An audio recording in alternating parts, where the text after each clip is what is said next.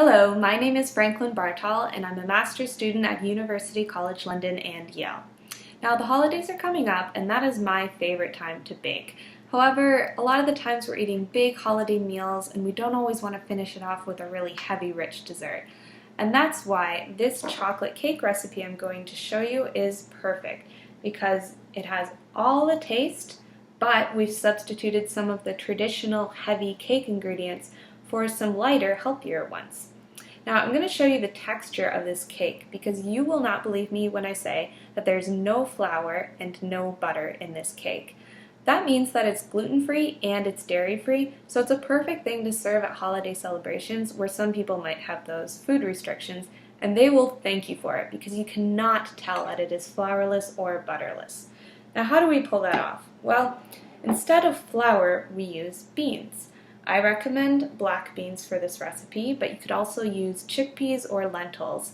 And now mashed up beans or lentils are a really common substitute for flour when baking because they bind together all the ingredients really well, they provide a really rich, moist texture to the cake, and you can't taste them, and you're adding a lot of protein and fiber, so it's a really healthy substitute for flour. So you just want to mash up the black beans. I used 15 ounces or 425 grams of already cooked beans. So you can easily get them from a can, rinse and drain them, and mash them up. You can use a fork, or if you have a food processor, it goes a lot faster, but a fork is fine.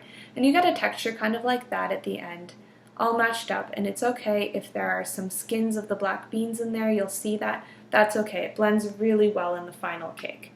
So when you're baking, it really helps to mix all of your wet ingredients together in one bowl, all of your dry ingredients in another bowl, and then slowly add the dry ingredients to the wet ingredients and just beat it really well with a fork, or you can use something like this, a handheld mixer.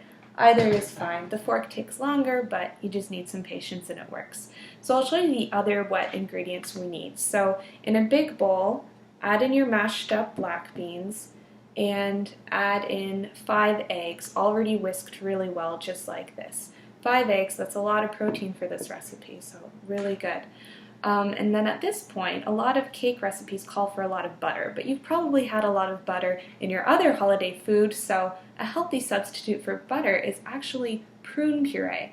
Now prune puree really effectively binds together all of the ingredients, and it adds a lot of moisture, and you cannot tell that there are prunes in this cake. Can't tell at all, it just makes a really moist cake. And prune puree you can find at any grocery store in the baby food aisle because babies love this stuff. So they're often sold in these little containers like this. You just need 6 tablespoons of the prune puree. If you really can't get to the store or you can't find it, you can always use butter instead, 6 tablespoons. It's a 1-to-1 substitution, so anytime you're baking you want to omit butter, this is a really easy way to do it, prune puree. Also adds a bit of natural sugar and some fiber to the recipe. So your last wet ingredient, if you have some and you want to use it, is vanilla extract. You could add a teaspoon. Now for your dry ingredients. You want to mix those together separately really well before you add them to the wet ingredients. So this is a very chocolatey cake. So we're going to use 7 tablespoons of just pure cocoa powder. That's all it is. Very chocolatey cake. And now we need the cake to rise, so we have to add our baking powder, a couple teaspoons of that. Lastly, we want to sweeten the cake, so 2/3 a cup of sugar, or if you want to go with just natural sugars, you can use 1/2 a cup of honey. Either will do perfectly fine.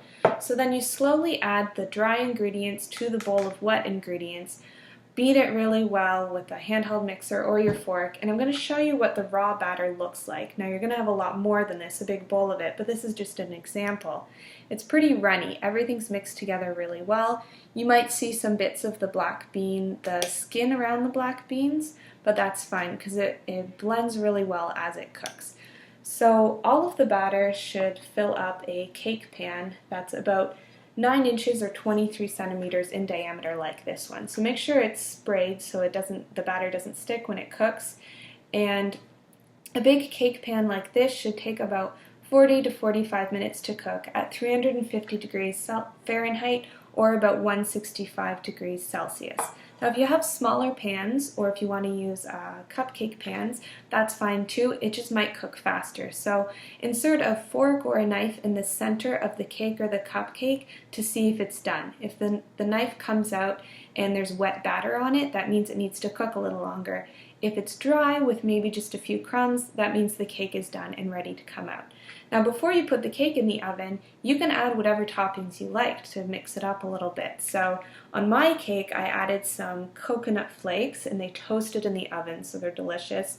You can also add some slices of almonds or some peanuts or some pieces of dark chocolate. Really, this is where you can be creative. And I've served this cake at so many dinner parties and everybody asks for the recipe. Nobody can ever guess that there are black beans or prunes in this cake. So I dare you to try this at your next holiday celebration and ask people if they can guess what the secret ingredients are.